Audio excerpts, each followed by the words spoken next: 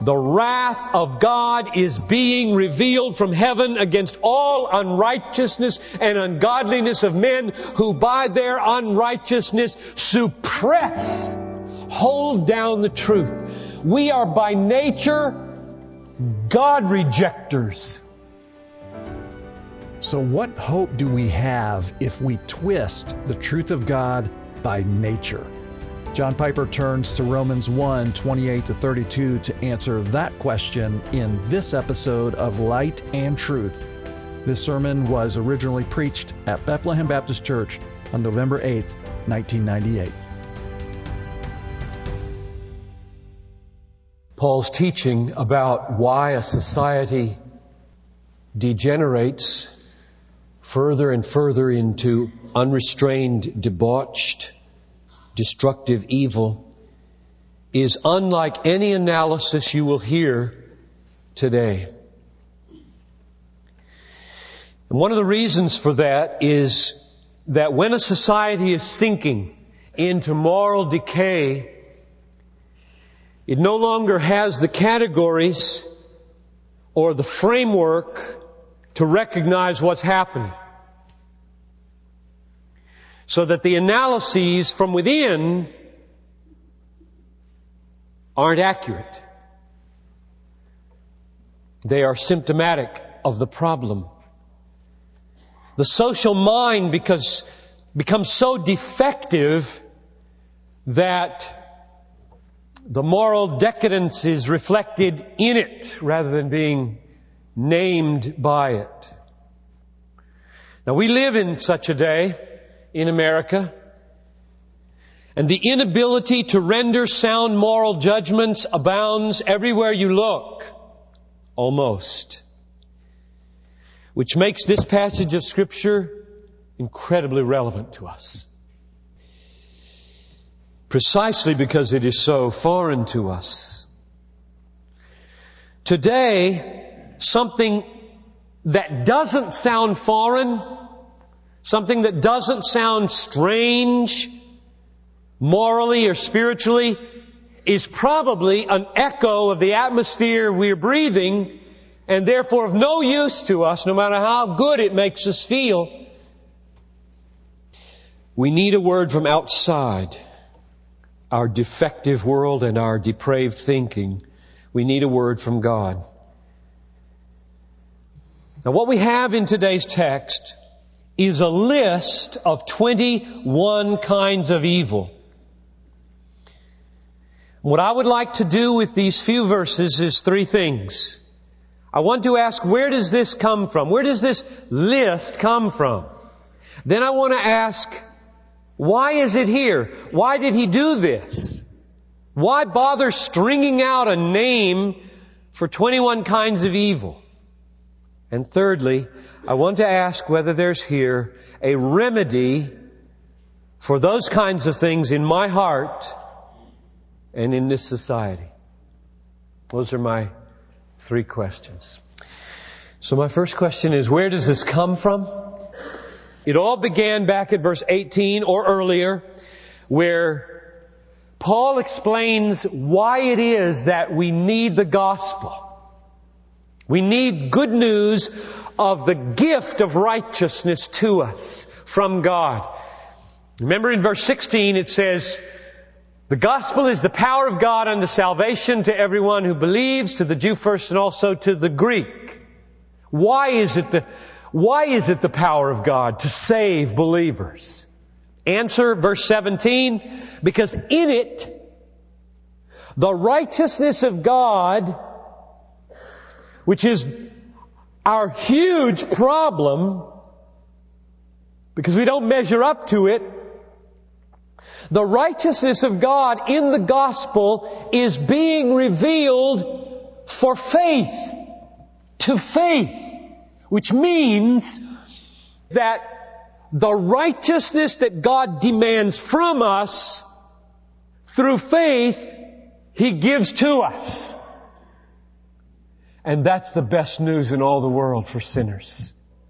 The righteousness that He demands from us, which we cannot produce, corrupt and depraved as we are, He freely gives to us, namely His own righteousness, to be received by faith. Now, in verse 18, which is the next verse after that glorious good news, comes the reason why we so desperately need it. Because the wrath of God is being revealed from heaven against all unrighteousness and ungodliness of men who by their unrighteousness suppress, hold down the truth. We are by nature God rejectors. And that's why we need the gospel. That's why we need a power on us, because by nature we are children of wrath and we spurn the glory of God. We trade it off for images that we can control because self-exaltation and self-determination are our God. I tell you, if there was ever a time or a group that needed the gospel, it is us in America today. So, Paul says, starting back there, that we need the gospel, and he now unpacks the effects of this God-rejecting exchange that we have made. And the effect is that God gives us over to the swamp we've chosen to sink in it. It's repeated 3 times. Look at it. Verse 23, we exchange the glory of God for images. Result, verse 24, therefore God gave them over to the lusts of their hearts. Second time, verse 25, we exchange the truth about God for a lie. Result, verse 26, for this reason God gave them over to degrading passions. Third, verse 28, they did not see fit to acknowledge God, or literally they didn't see fit, or they didn't approve to have God in their knowledge. They didn't want God in their knowledge. Result, God gave them over to a depraved mind to do things which are not proper.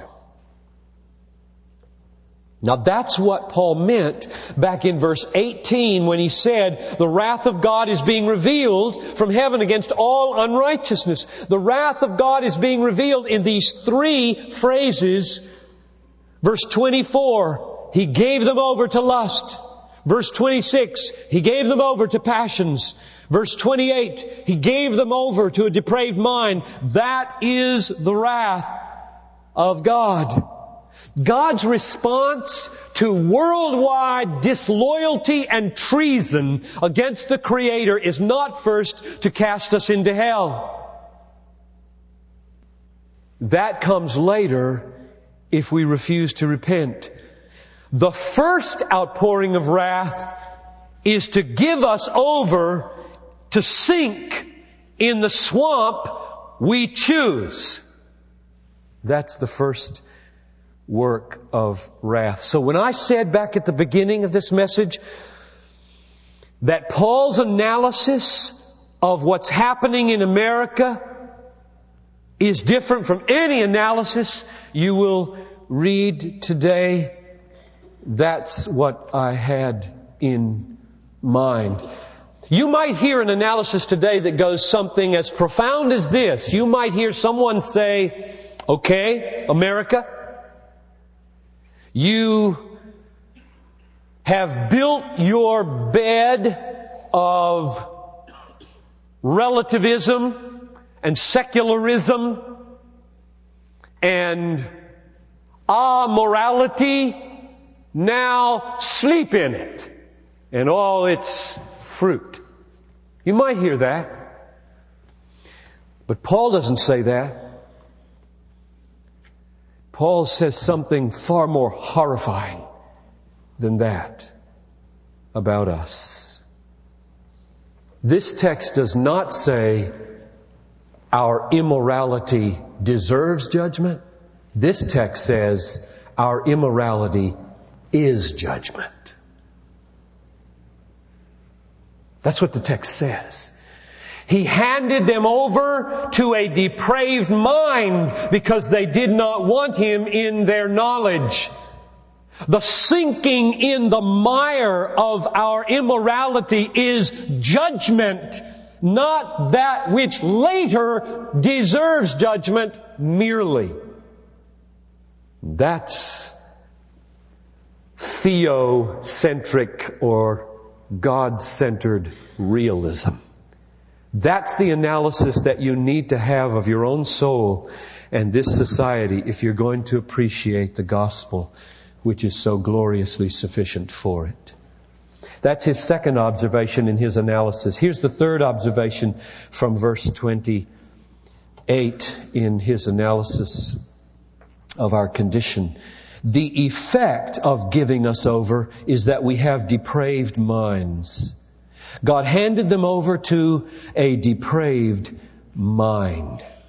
Our minds, some of us tend to think, yeah, there's a real problem with my lust. There's a real problem with my greed. There's a real problem with my heart. And my mind is a kind of neutral, objective observer that can make proper judgments about that struggle. Wrong. As the heart goes, so goes the mind. The mind stands like a lackey in the servant of the heart, justifying with clever scholastic schemes all of its desires. Believe me, the mind is not a neutral observer in your battle with sin. The mind is there convincing you that this one glimpse on the internet site will do good for you. The mind is so depraved. This little dishonesty on your tax form is warranted. We have a rotten government anyway. Why should they get my money? The mind can do almost anything to justify what the heart wants. There is no neutrality here in this head. It is pulled around like a leash by the lusts of the heart. I picture us like people who have forsaken God and the glory of God as our treasure, and have fallen in love with the African black fly that has in it a little round worm that causes river blindness. And God, in beholding our choice of the little black fly over the glory of God, gives us to the fly and the worm and the blindness, so that now all we can do is fondle this fly in our blindness and persuade ourselves at all costs to reason it's a tuft of velvet. It's a tuft of velvet. That's our condition. That's our condition in sin. And the last observation Paul makes in verse 28 about our condition is that it yields 21 kinds of evil. So now we're at question number 2. Why this list? We know where it came from now. Why does he do this? Why does he pause here to give 21 sins? Let's read them again, starting in verse 28. He gave them over to a depraved mind to do those things which are not proper, being filled with all unrighteousness, wickedness, greed, evil, envy, full of envy, murder, strife, deceit, malice. They are gossips, slanderers, haters of God, insolent, arrogant, boastful, inventors of evil, disobedient to parents, without understanding, untrustworthy, unloving, unmerciful. Objection. I hear objection. The objection goes like this: wait a minute. I know lots of unbelievers who don't ever go to church and don't buy your faith who are not like that. They are moral and decent and law-abiding and philanthropic and courteous people. And that's true. And Paul knew it was true. For example, he knew the Stoics of his day. Seneca was a contemporary of the Apostle Paul. I've no doubt that he knew the writings of Seneca. A few years later comes Epictetus, and then comes Marcus Aurelius, that many of us read in our literature courses in college. High moral standards among the pagans, like the Stoics or the Platonists. Paul knew this. So what's he doing? What's he saying as he tabulates the kinds of sins that flow like a river from the rejection of God? He's doing the same thing he was doing in verses 26 and 27. We spent 2 weeks talking about the moral sexual disorder of homosexuality. Paul says, because we have exchanged the glory of God for images like ourselves, He has handed us over to embrace sex like ourselves. And the point is not that everybody who hands over God for something like ourselves struggles with homosexual desires. The point is to say some do.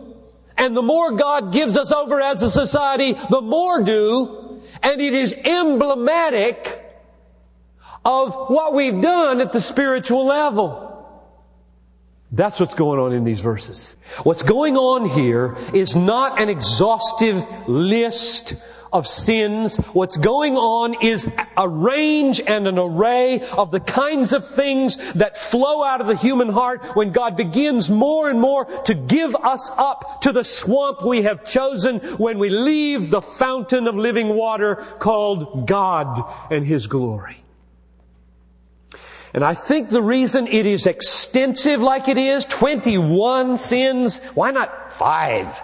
Or 15. Why such a long list, Paul? I think Paul's point is that he wants us to know every kind of evil relates to God. That's the point. Every kind of evil is a God issue. It's connected to God in two senses. If we forsake God, this is what we sink to eventually. If God doesn't restrain, like He did Abimelech in Genesis 20. Verse 6, you remember that? Abraham turns over his wife to the harem of Abimelech the king to save his skin. The thing you do with a new member of your harem on a good night is to have sex with her. Something holds him back. In the morning he spies, she's his wife. And God says to Abimelech, I kept you from sinning. That's happening in every one of your lives, every day, every hour. And it's happening in our society, which is why it still exists. But it need not happen. We don't deserve it to happen. And any day God could remove His hand of restraint and we would sink almost instantaneously into chaos and anarchy. And no courts, no police force would ever be able to contain it all. He wants us to know that's a God issue. Every sin is a God issue. America has the highest murder rate of all the countries in the Western world. That's a God issue. If our executives are greedy, that's a God issue. If politicians are deceitful, I'm getting these words out of the list here, that's a God issue. If we gossip here behind people's back, that's a God issue. If our talk show hosts are insolent and arrogant and boastful, which almost all of them seem to be, that's a God issue. If our children are disobedient, that's a God issue. If we are untrustworthy and do not keep our marriage vows, that's a God issue. And if we are so blind we can't see obvious wrongs and therefore become unloving and unmerciful with each other, that's a God issue. That's the point of this list. It's all about getting right with God and having a reversal of that terrible exchange that we've committed. Which leads us now very briefly to the last point. Is there a solution for us types? No fingers being pointed here, just a solution. Is there a solution for John Piper? For his heart, for his mouth, for his tongue, for his attitudes? For his proneness to wander? Is there a solution for me and you? And then, is there a solution for our society? And there is. Indeed, that's what this whole book is about. There are 3 reversals needed here. The reversal of the wrath of God for the righteousness of God. And the reversal of the handing over to sin. We need a new handing over back to righteousness. And the third is the depraved mind for a renewed mind. I'll just give you a key verse for each of those 3 reversals. Number 1 is Romans 1:17. The righteousness of God is revealed from faith to faith. As it is written, the righteous shall live by faith. So what we need, first of all, this has to be settled first. God is angry at us in our sin. To avert that wrath is the most important thing in the world. Because if God stays angry at us, it doesn't matter how clean we are. Doesn't matter how we vote. Doesn't matter how faithful we are to our marriages or how well we bring up our kids. If Almighty God is angry with us, we are destroyed in the end. We must have the anger of God averted from us. And there is only one way. God must, in His mercy, provide to us a righteousness that He demands from us. And we call it the glorious doctrine of justification by faith alone. Romans 1:17. That's an awesome thing. That's the gospel. The second reversal that we need is God to stop handing us over to the swamp we've chosen and start handing us over to truth and purity. And that's found in chapter 6, verse 17. I want you to see the word. It goes like this. Thanks be to God that you, though you were slaves of sin, became obedient from the heart to that form of teaching to which you were handed over. I translate it like that because it's exactly the same word in Greek as those 3 terrible words in chapter 1. He handed us over to a debased mind. He handed us over to lust. He handed us over to debauchery. And now another handing over is happening, and it's all of God. Notice the first words of the verse. Thanks be to God. Not me, not my will, not my brilliance, not my moral powers, but thanks be to God that He stopped in my case and the case of everybody who believes. He stopped handing us over to sin and began handing us over to truth and purity.